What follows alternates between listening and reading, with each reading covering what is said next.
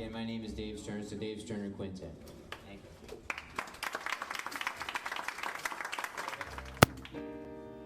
These aqueducts are beautiful, and the Romans have written about their beauty, but they were built for utilitarian purpose: supply the water that is the lifeblood of any civilization.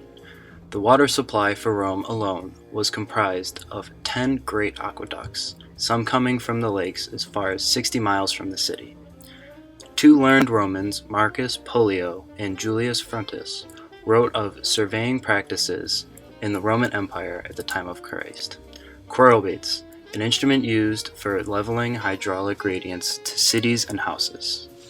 The Romans could only lay out structures successfully by using such surveying tools, as in the case of the Pont de Gaunt, which is shown here, with slopes of 1 part in over 4,000. That is impressive even by modern standards. It is comprised of diagonal pieces that connect the rod and the other legs together, and both the diagonal member and the vertical lines scrivened into them, over which the plumb bobs are hung. When the instrument is in position and the plumb bob lines strike both the scribe lines alike, they show the instrument is level. If the wind interferes with the plumb bob lines, the water level at the top shows the horizontal piece is to be. This is the Ohio State University Student Engineering Products Building that our group had the opportunity to manufacture a chorobate at. This is the area inside in which we work. Let's dive in.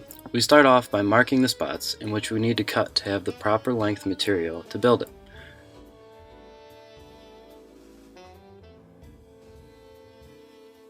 Which leads us into chop-saw safety.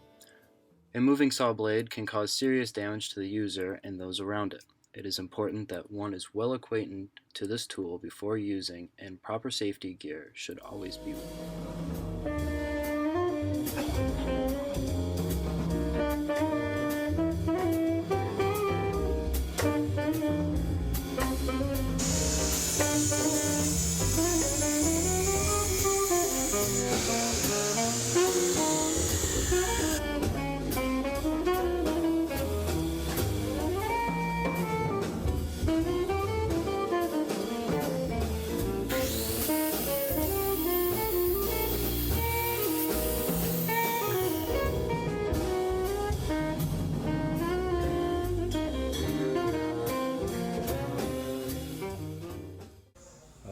That one, yep.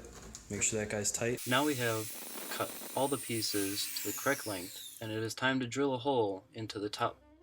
This leads us into drill press safety, in which the piece must be secured down by a clamp safely to a machine to stop the piece from spinning.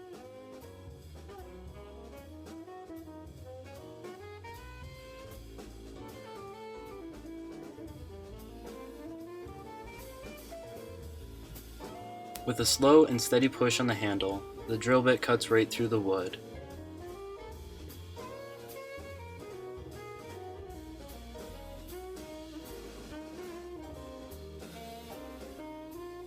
And we are left with a hole.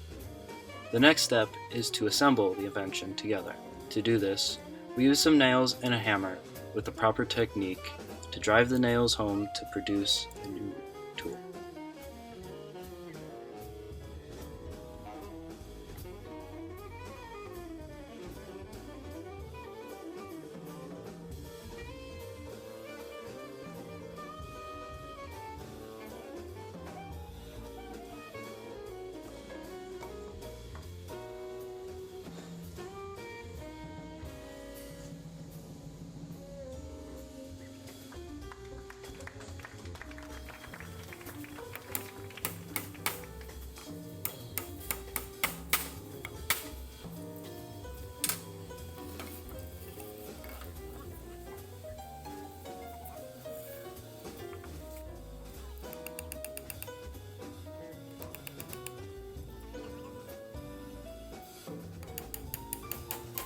You can see here how the hammer hits the nail square on, not to add any unwanted forces on the nail or onto the hammer.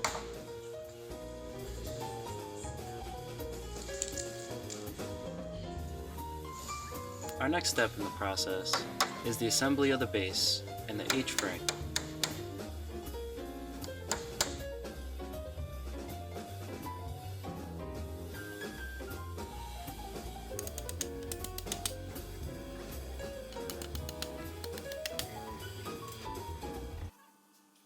And ta-da! You have a frame for the Chorobate. Now we need to make a plumb bob on the lathe machine. The lathe machine is a very serious machining tool and should only be used with proper training and supervision while operating the machine. With rolled up sleeves and proper eye protection,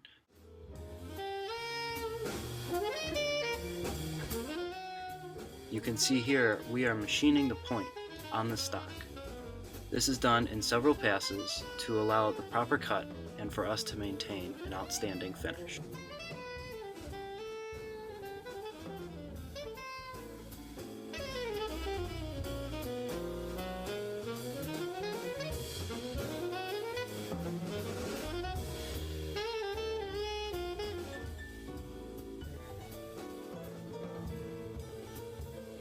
Now we take this piece and flip it and machine the back side down.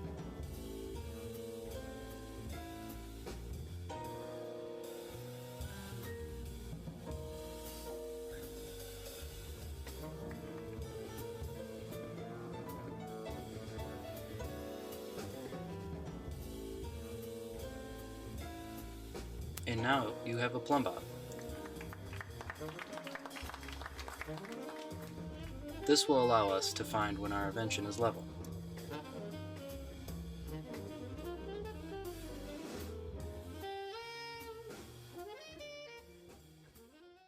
Simply attach it to the frame and check where 0 is with the level. With this, we can then go test our invention out. We want to test the Chorobate on the pathway that is often used. It would give us a better reference point compared to a random place, and if anyone was curious about the slope they were walking on, then we would have the info for it. We created a measurement system by using an item with a usable length that had easy to read reference points. The motivation behind this is from how the Romans came up with their own measurement system by using their feet as a point of reference. For us, our point of reference was each hole on the metal rod shown in the picture. We used this in all of the math we calculated for each Chorobate problem. First triangle. For this test, we decided to set up a problem that was similar to the ones in the book. The Chorobate was elevated to a point on two of the metal rods where the pendulum was level to the center point. Point A on the left side and point B on the right.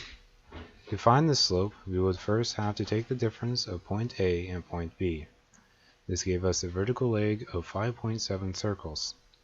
Then we used the inverse tan of the difference of point A and point B over the length of the Chorobate, which gave us our angle of 5.1 degrees. The gyroscope reading was 6 degrees, so we had an error of 0.9 degrees off. For this test, we wanted to use a setup that was the easiest to do. We put one end of the Chorobate touching the ground and the other end touching our measuring pole. Once the Chorobate was leveled, it formed a right triangle with a vertical leg length of 5.6 circles and a horizontal leg length of 63.8 circles, which was the length of the Chorobate. To solve for the angle, the inverse tan of the length of B over the length of C was used, which gave us 5.0 degrees. The reading was 6 degrees, so we had an error of 1 degree off. For this problem, we wanted to increase the slope so we can increase the variance to our data, and to experience its use on uneven ground just like how the Romans did in the past. The setup of the triangle was just like the one in the first test. We set one end of the Chorobate on the ground, leveled it out, and then marked on the pole where the point touched on the other end. This gave us our length of the vertical and horizontal legs of the right triangle. To find the angle for this was also the same. We took the arctan of length B over length C, which gave us 15.2 degrees. A reference was needed to check the error, so we had a phone placed at the top of the Chorobate while it sat on the unleveled ground. It had a gyroscope inside that would read the angle displacement from the center of the Earth.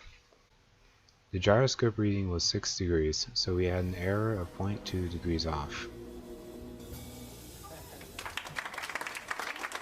Roger Cruise's proposal.